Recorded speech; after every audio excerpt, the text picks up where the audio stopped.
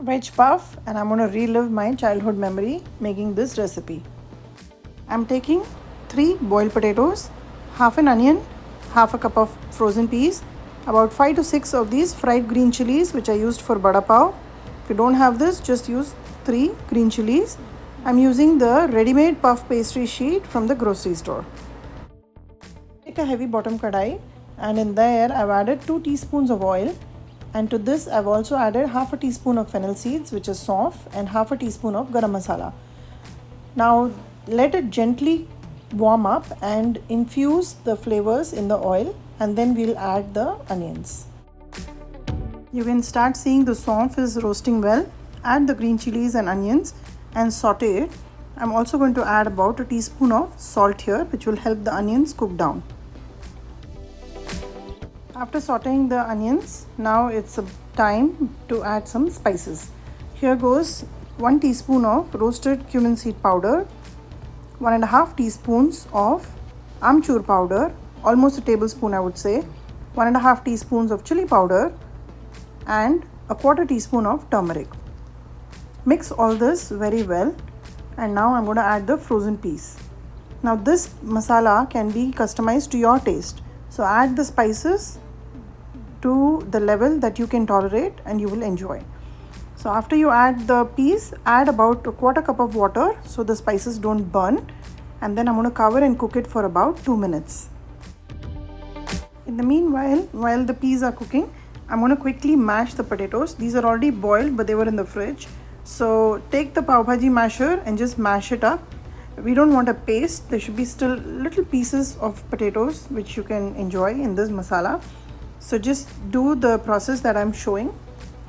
Gather up all the potatoes, and you can see small bits here and there. They should not be large chunks, and we don't want a paste.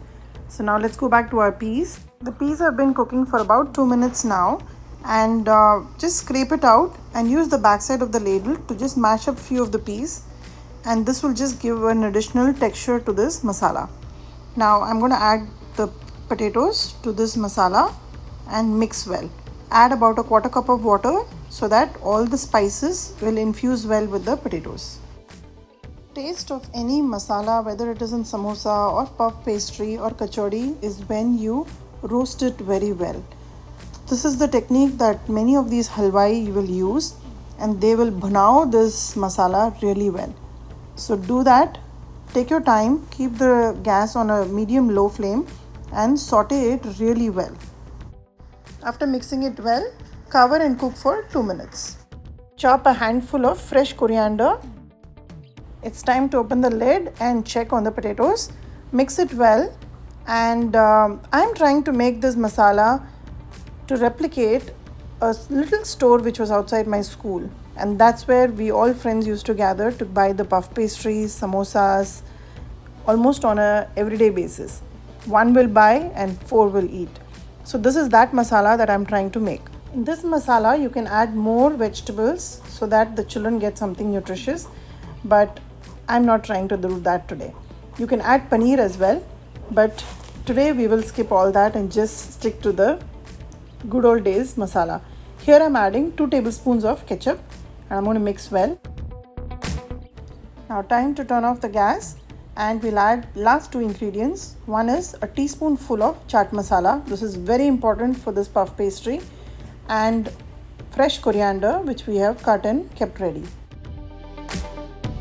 This dish used to be called as a vegetable puff, but essentially there used to be only potatoes and peas, sometimes not even peas. But we have enjoyed this growing up, and today I'm just going to share this childhood memory of mine with you. Before we start stuffing it in our puff pastry sheets, it requires to completely cool down, or at least come down to room temperature, without which do not proceed for the next step. The stuffing has cooled down, and let's work on the puff pastry sheets now. Each of this packet comes with 2 sheets, and I'm going to open it and show you. Open 1 sheet at a time, and you can see that I can easily cut 9 small sheets out of this.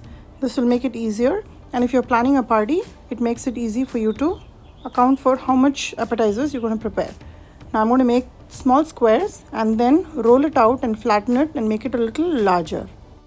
These sheets have to be on room temperature, and if you think they're too soft for you to handle, put it back in the fridge for about 5-10 minutes and it'll be easy for you to shape them and stuff them.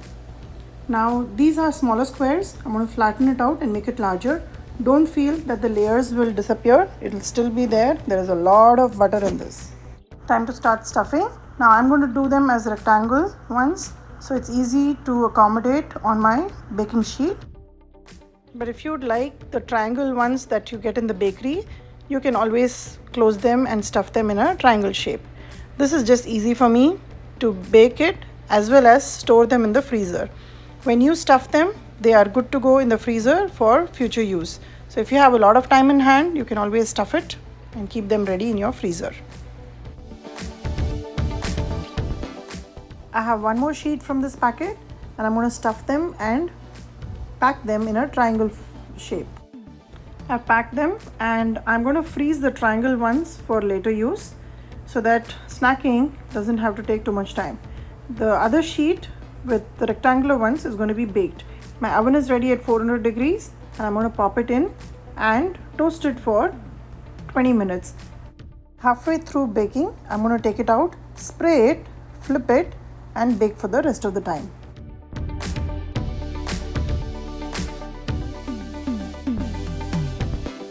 Package instructions says 15 minutes, but I would keep an eye on it after 12 minutes. Every oven is different and you don't want to burn them. So my oven, it took 20 minutes and it's nice and golden. I'm going to take it out. Even though I flattened the puff pastry sheet a little bit, it still didn't lose the layers, and that's what I was trying to show you. And it's very crunchy, very delicious, but it's piping hot right now. So wait about 10 minutes before you serve them to the children. My kids are hungry and I can't wait for them to try this. It's a nostalgic snack from my childhood, which I'm passing on for my children to experience. So I hope you like this recipe. Like and subscribe my channel and let me know how the puff pastries turned out for you.